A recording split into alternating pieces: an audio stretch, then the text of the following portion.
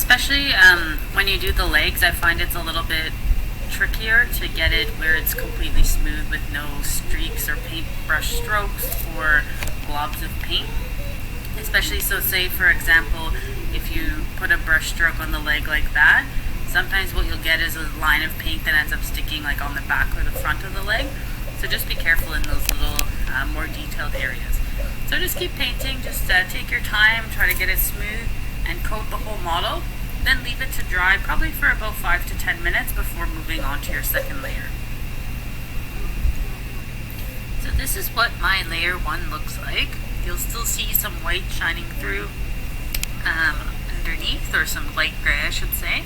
And this layer is still very wet, very shiny. So I'm going to give it probably 10 minutes at least to dry fully, especially because it's the first layer. I don't want to have any issues with the old paint pulling up when I do the new one. And as you can see, the tail is still completely unpainted, but later on I'll probably move to holding, say, the head or one of the legs and then paint the tail. So do that, a couple layers, probably I would say 3 to 4 layers in total for black paint. Sometimes for white or other colors you may need more. And then, so keep layering it up, wait about 10 minutes in between so that they can dry. And then at the end you'll have a nice, fully coated, smooth, black finished on your model. So now, once your black paint dries, and you want it to be fully, completely dry, then you should seal it. So I use this Krylon matte finish sealer.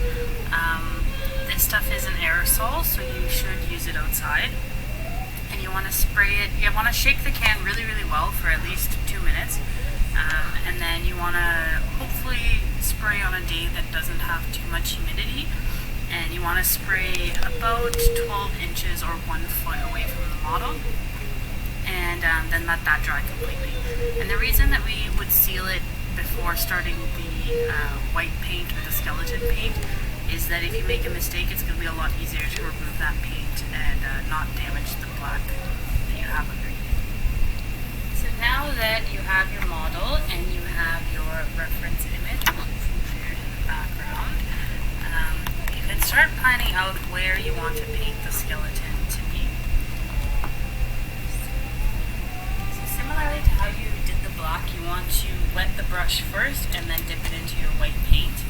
I'm going to be painting this side of the model, which is kind of good because it matches onto the skeleton up there quite well. So most people, when they paint a skeleton horse, they don't include every bone on there, but typically they include the shoulders, the elbow, part of the pelvis, definitely the legs, usually the skull, and some ribs. They may or may not include the neck bones, and they may or may not include all the bones in the spine. So you can kind of figure out what aesthetic you want to go for. But typically what I would do is start with the shoulder blade and the pelvis and femur, just to start out and put some landmarks on. And like I said, this is sealed, so usually what I'll do is just put kind of a guideline where I want it to go, and then that way if I mess it up or if it doesn't look like perfect, that I haven't gone quite so far.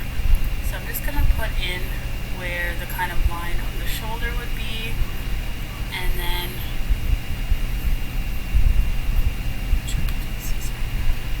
the femur, go there, pelvis, be about there, just to kind of block in some of these landmarks, and then we can put the humerus or the shoulder there.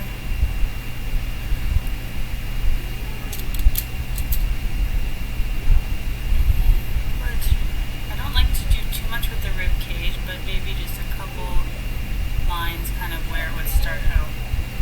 So now this gives you just kind of like a general guideline. Some people you'll see only do like a few ribs. Some people try to get all of it in there. I believe horses have 12 ribs in total, so it can be kind of hard depending on the size of your brush. And as you can see, hopefully there, I'm using a very, very teeny tiny brush, which you're going to definitely want to do, especially for a stablemate. So once you have those areas blocked in and you've decided what to do, so for this one, I'm going to do the ribs, the neck vertebrae, the skull, the leg bones, and I'm going to leave out the spine, although I might add the spine in at the end. So what you're going to do is very carefully and very gently just add in the bones where you want them to go. And I suggest using a dab of water before you dip in the paint, and just go very, very gently and carefully. And if you make a mistake, don't be afraid to actually just rub off the white paint. Use a damp paper towel if you need to, and just start again, because it's hard to add the black back over top of the white. It's better to kind of try to get your white as accurate as you can. So the next thing I did, for example, was just kind of flush out the shoulder. You can see in the reference picture that the top of the shoulder is a bit more round, and then it kind of tapers out to the bottom. Later on too, you can add in black to form some kind of little cracks and details in the bones. And then next what I'll do is flush out the shoulder bone a little bit more there.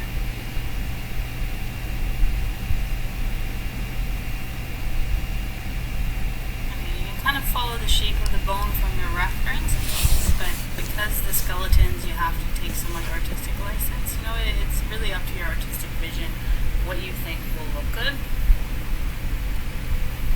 And then we're going to do the same thing at the back. And so the pelvis is this top part here, and then it kind of connects backwards, so you can add that in if you'd like.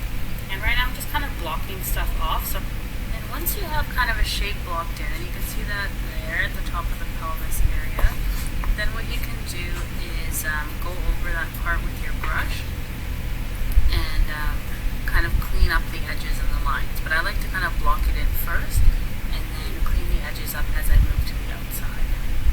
And then similarly, when you do the legs, again, look at your reference photos. So horses have segments in their legs. So the back leg, you have kind of one line going straight down there, and then in the foot, you know, you have a big, like their cannon bone, and then there's a few littler joints in the hock area. Same with the knee. So the front leg actually has two bones. So make sure you put both. You can just do two lines, and like I said, I'm doing just kind of a small line to begin with, and then the knee has a bunch of kind of little carpal bones, so you can put those as dots. I'm doing kind of a light layer. I don't know how easy it is to see on the camera, and then I'll go back over it once I have the general outline.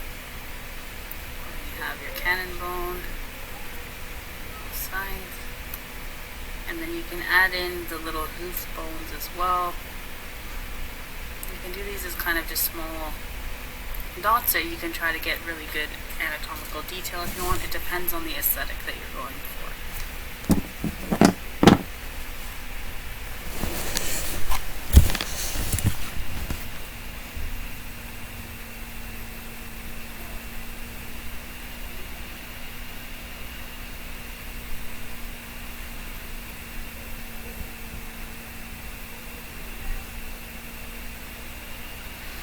Okay, and then once you have everything kind of laid out lightly how you want it,